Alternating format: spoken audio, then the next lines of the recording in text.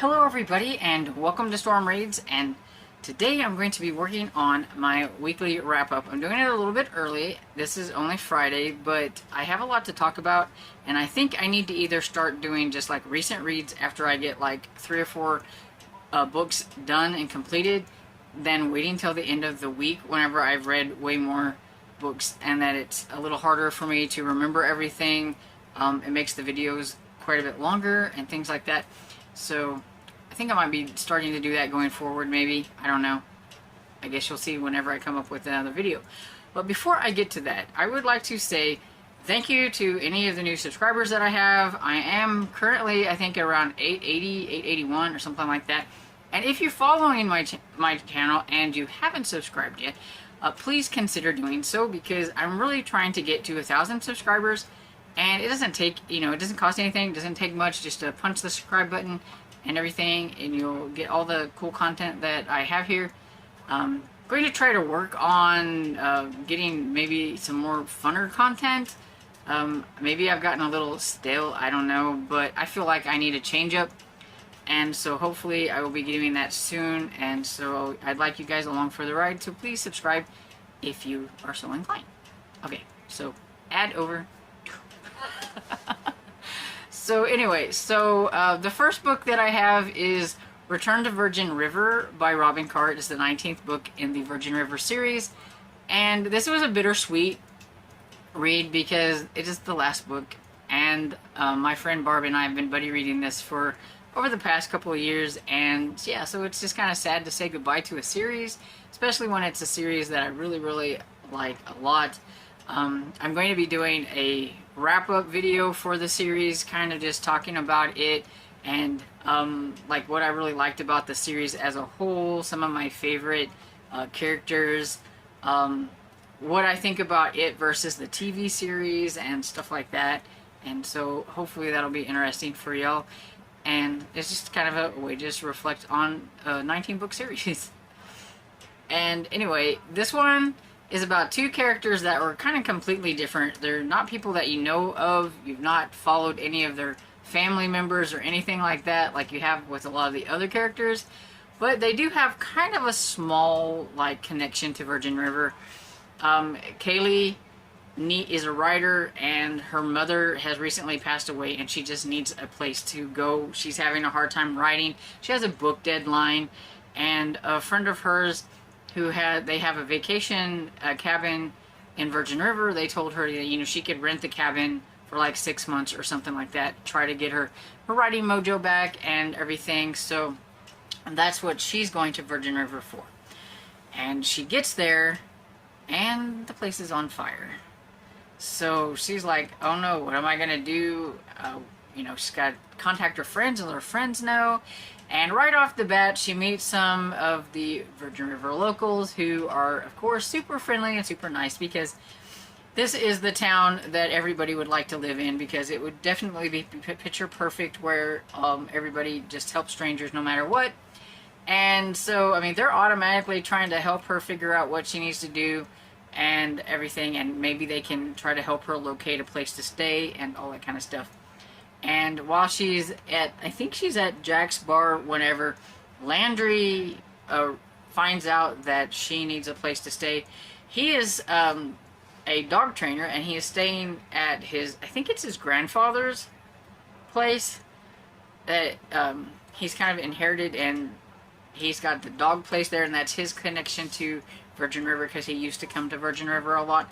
He has an ex that he was with, and she's in Los Angeles. He decided to come back to Virgin River to settle down, and he has an extra guest house that, nobody's staying in, so he offers it to her, and so that's kind of how they start their friendship. It's kind of like, a nice friendship that involves into something more along the way. And the funny thing is she's afraid of dogs, and he is a dog trainer. So there are a lot of dogs on his property and everything. So that was interesting, and it was really cute, because Landry has this really sweet dog that she gets to know and kind of faces her fears with that dog and everything.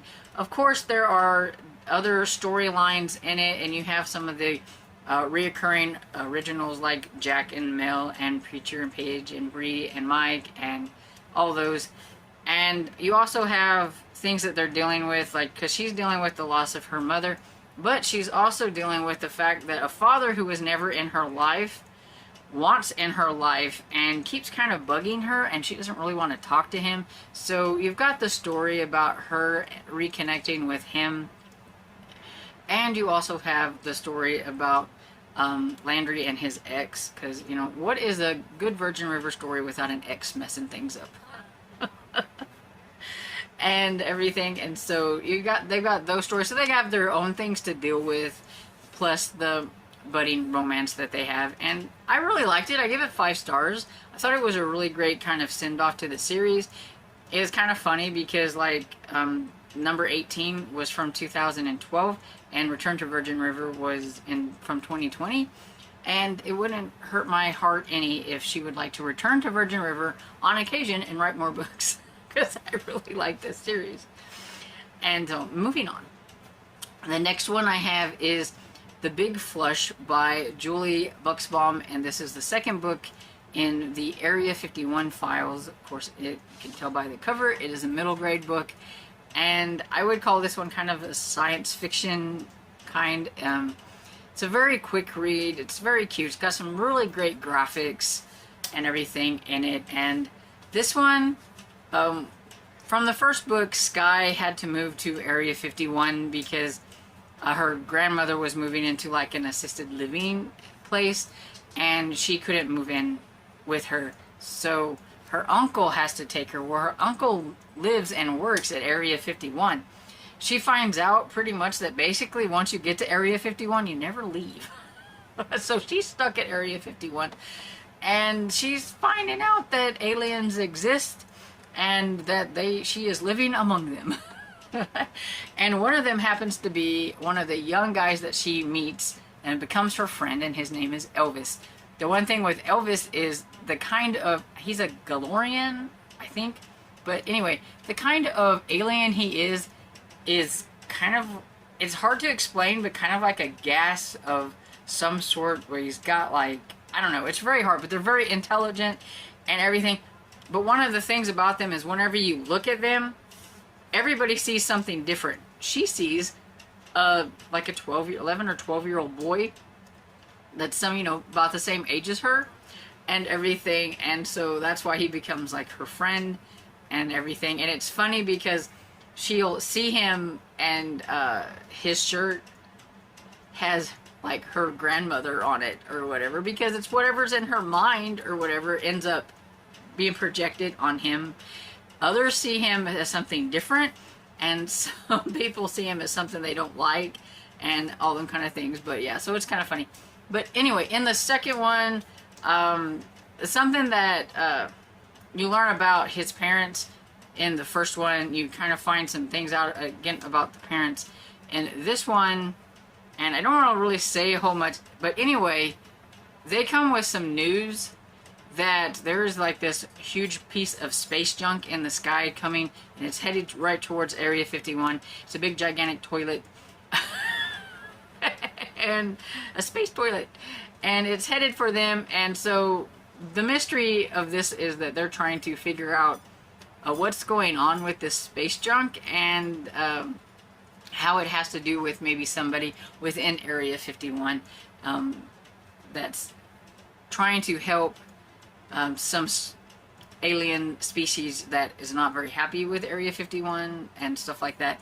And so they're always trying to figure out the mystery and everything. In the first one, it had a mystery along with it. And yeah, it's a lot of fun. Sky, Elvis, Zach, I think, and then in this one we get a mini Elvis, and you'll just have to read it to find out how that happens. But yeah, it is just cute. I give it 4 stars. It's a lot of fun. I can't wait to read the next one when it comes out, I believe next year. And so I have Scandar and the Phantom Rider. This is the second book in the Scandar series, and this is by A.F. Stedman, I believe. Yes. And I listened to this one, and so let's get And David Dawson is the narrator, and he does a really good job narrating this one. And this is continuation from the first book. It's got unicorns, it's fantasy. You've got Scandar, who of course is that trope where they've got the forbidden magic that nobody is supposed to have, that is like outlawed kind of, but he has it, and he gets somebody sneaks him into in the first one to where they pick out their unicorns or whatever, and because of his abilities he can also use the other magic stuff like the water, it's the elements and things, so he can kind of pass himself off as something else. And the people that he's in finding their unicorns with, like, he becomes kind of friendly with them and stuff, and they try to help him try to sneak through the trials and stuff without them finding out who he actually is. And the first one, and you know, of course he's going to help save things, and people are still not going to be very friendly with him in the second one because of his abilities and things. And there are some truth songs about him, or he thought it was about him because it sounded like they were talking about spirit wielders and stuff. And so of course the other people are still not they're a little scared of him and things, and he's going to have to try to you know, save everybody. The island that they're on, the Unicorns Island, I can't remember what it's called, but yeah, it has to do with the first rider, who's the Phantom Rider, and all that stuff. And yeah, if you like fantasy, I think you will enjoy this series. And I mean, it's got unicorns, flying unicorns. And I give this one 4 stars as well. And then we have Alias Emma by Ava Glass. This is the first book in the Alias Emma series, and I read this for Spy vs. Spy, which is a readathon that one of my friends, PK from the Bookie Monster, is putting on this month for Spy vs. Spy September. And so I'll link her down below so you can go check out her channel. And so this is one of her favorite books. She really enjoyed it, and so I thought I'd give it a try. And it was action-packed from the beginning to the end. It was very good. I really enjoyed it. I can't wait to get to the next one. And so this, of course, is about Emma, who is a spy. Emma is not actually her real name. And she, from what I gathered, she's kind of like a newer spy. And it kind of flashes back to when she first gets started, which is why things kind of confused me a little bit there. Because I did listen to this one on audio, in which I should tell you who the narrator is. If I can pronounce it. Sophie Kokuhoun? I'm probably butchering that. And she did a really good job with the narration. And basically she has to get this guy, I think his name was Michael, but he is the son of some people that are kind of like in this safe house, or they have something to do with the spies and everything, and they're afraid that some bad guys are going to try to get him and try to use him as leverage to make them do something that they don't want to do or whatever. And her job is to get him and take him to like the safe house, but some things don't go quite like they were supposed to, and maybe there are some like bad people within like her agency, or just some things just are a little fishy to her. And she's supposed to contact this one guy, but whenever she does, it's somebody else, and they're like, he's somewhere else, and she's not really quite sure and everything. But yeah, there's bad guys chasing them throughout this whole thing. She has to basically try to get from one point to another point and stay under the radar. And of course there's cameras everywhere now, you know, videos and stuff, and she's supposed to try to stay dark, stay away from that stuff, but it's not always easy when that is something that's everywhere now with security. And try to get him safely to where she's supposed to, and that's pretty much what this thing is about, while she's trying to figure out what exactly is going on. And so yeah, so it was pretty action-packed throughout the whole thing, and I'm kind of curious to see what is going to happen in the second book. So Then I read also for Spy vs. Spy, I have City Spies by James Ponti, going a whole different way and doing middle grade instead. And this one is about Sarah, and at the beginning of this, she is in trouble for hacking into the school, or was it, what was she in? Oh, I think she hacked into the foster care system, or she did something, because the foster care parents that she they're not good people, and they've done some bad things, and she could handle it, but one of the other foster kids couldn't handle things, and what they were doing, it was just bad. And so she was trying to get them in trouble, and she thinks whenever the police come to their house that they're coming for them, but no, they were coming for her because she hacked into the system. She also hacked into a banking system, but the banking system decided to not press charges or whatever, because they were wanting to see, she was just wanting to see where their money was going and all that kind of stuff. And so a guy comes in, and he's called a mother, and he pretty much has her sign a thing that says that he's going to be like her lawyer, and he goes before everybody and gets her and pretty much convinces everybody that she needs to be taken to this special place because she's such a bad person.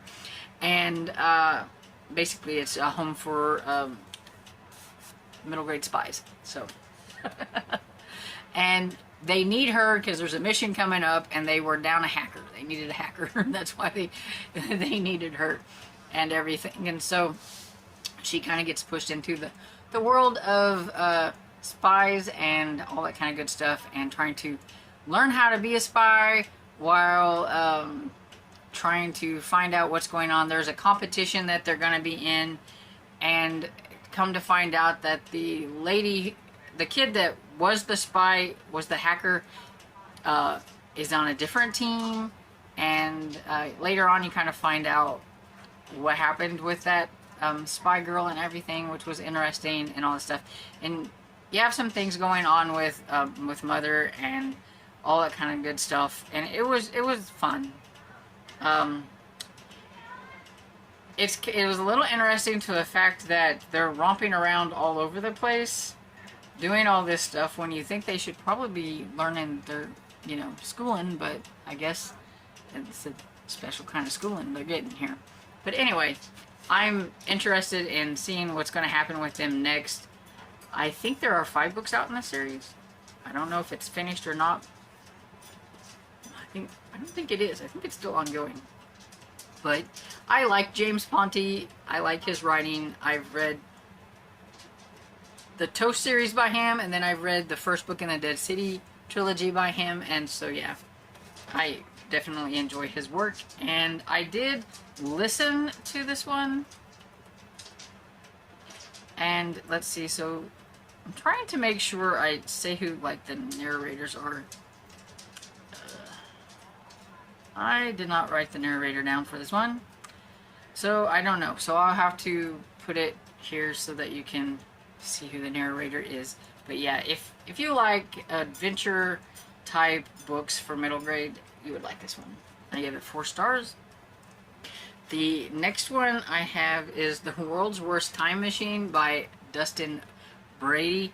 This one is a little bit of a sci-fi-ish type kind of action, adventure-y type of a book. I had an audio, and Kirby Highborn does the narration for this one, and he's just really good. I really like his narration. This is about, I just read this, Liam and Elsa. And Liam, he goes to this eccentric guy's having a yard sale or whatever, and he sees this box that has this weird machine in it, and it says it's a time machine, and it said $3, and so he's like, is this really, for $3? Well, she's arguing with somebody else, the lady. She's like, yeah, just whatever. And so he, pays the $3, and he takes off with the time machine. Elsa is kind of like his friend, and when she finds out that he has this time machine, she's trying to tell him not to do anything. He's wanting to do things with this time machine. And you just kind of get the feeling that maybe she knows a little bit about this time machine, but you're not quite sure how. And yeah, so he has a project coming up, and he thought that it would be fun to see if he could get Thomas Edison and everything to tell him all about inventions and all that kind of stuff for his paper. But what he ends up getting is a different Thomas Edison from the 1930s, and this Thomas Edison is a kid who wants to grow up and be a gangster, and he has stolen something from some other gangsters who eventually end up following him through the time machine, because this time machine, well, it's the world's worst time machine. So it doesn't quite work like you would think a time machine should work, and it ends up sucking humans. It ends up sucking adults into the machine. For some reason, you'd have to read it to find out. But it's not good because it sucks his parents in there, and so they're trying to figure out how to operate this machine, get his parents back. Then you kind of find out about what happened to like the inventor of the time machine, and kind of how things has to do with Elsa. But you've got Tommy Twinkle, because that's what his nickname is. That's his gangster name. And you have him there, and he's trying to help a little bit too, trying to figure out what's going on. And you got these bad gangsters, and especially when they find out about what this time machine does, and you know, basically it's them battling against these bad gangsters and trying to get them back in the time machine and into their own time where they belong, and trying to figure out how to get his parents out of the time machine and all that kind of good stuff. And yeah, it was a lot of fun. I give it like 3.5 stars. It was cute. And I'm curious to see what's going to happen next, because it kind of leaves you with like one of those kind of moments at the end when something happens. And so yeah, I want to find out what's going to happen next. Then the next one I have is The Case of the Missing Cheetah by Veronica Meng, and this one I read for Spy vs. Spy, so it is the first in the Secret Spy Society. And this one was a very quick read. I think it was like 96 pages. It was cute. It's about these 3 girls who I do not remember their names, so don't ask me. I don't remember. I feel like one's name was Rose. But yeah, I can't remember. But anyway, they're friends, and they are stuck inside. It's raining and everything, and they see their teacher in the rain with an umbrella, and they're like, what is she doing? She's got a flashlight, she's going somewhere. So they decide that, you know, they're going to follow her in the rain, and they follow her, and she ends up going to this house, and it kind of startles her because these girls follow her, but she invites them in, and in this other room there's some weird things going on with some other ladies. And one of the girls kind of gets a glimpse in there at what's going on before she shuts the door. And the next day when they're reading the paper, because, you know, little kids, they read the paper, she sees a thing about that lady that she saw in the room is accused of being a spy. She's like, I knew there was something going on in there. So they're like, their teacher is a spy. So they decide to go and investigate their teacher and go back, and they're like, we know what you are. You're a spy. So, of course, she invites them in where all the other female spies are. And they're like, you know, we want to be spies too. So they give them the assignment is that the one girl, I think the lady's name was Jocelyn or something like that. Anyway, she had fancy feathers in her hair and all that kind of stuff, and her cheetah has gone missing. It's her beloved cheetah, and they're pretty sure it's the neighbor next door who has stolen the cheetah, but the neighbor next door knows all of them and knows some things about them, and they don't think they could go over there and, you know, ask for the cheetah or to snoop or whatever. But those girls are new, and the girls, you know, he doesn't know these girls. So they decide, well, we can do this. We can go find the cheetah. So that's what they do. They go over there to try to figure out, you know, if the cheetah is there. They're sneaking around trying to figure things out. And yeah, so I can't really say a whole lot more because it was only 96 pages. But it was cute, and it was cute enough that I would probably read the second book in the series. And one of the things that I really did like about this series is that the author based the adult women on actual female spies from kind of like around the world. And so in the back of the book, it goes through all these spies.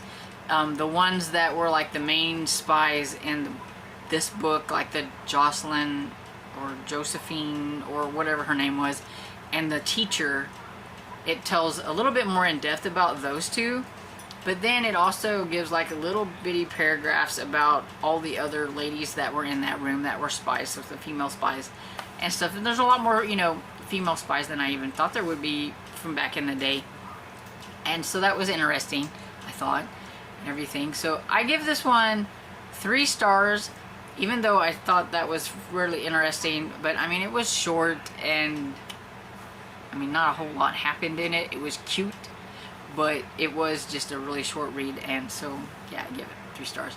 I definitely think you should check it out, especially if you have young readers and you want, you know, something like that that has about tells about the real spies and things like that in the back. That's kind of interesting and kind of historical, good information. And yeah, that is it. That's the last one. Now you know why I said I should probably split these up a little bit, because I read a lot, and because I listen to a lot, and yeah, it can get a little bit much whenever I'm having to talk about them and remembering them, because I have a short, like, memory span, I swear. But yeah. So what did you think about the books that I read? Are any of these anything that you would like to read? Are they on your radar? Let me know down in the comments. If you watched the whole video, I don't know, give me a pair of binoculars. If they have those, if they have an emoji. I don't know if they have an emoji, or a little spy, like a little magnifying glass and everything, if you don't want to say anything, but you just want to let me know that you're here. And I hope you enjoyed this video, and if you did, please give it a thumbs up and subscribe, and I will see you all in the next video. Bye!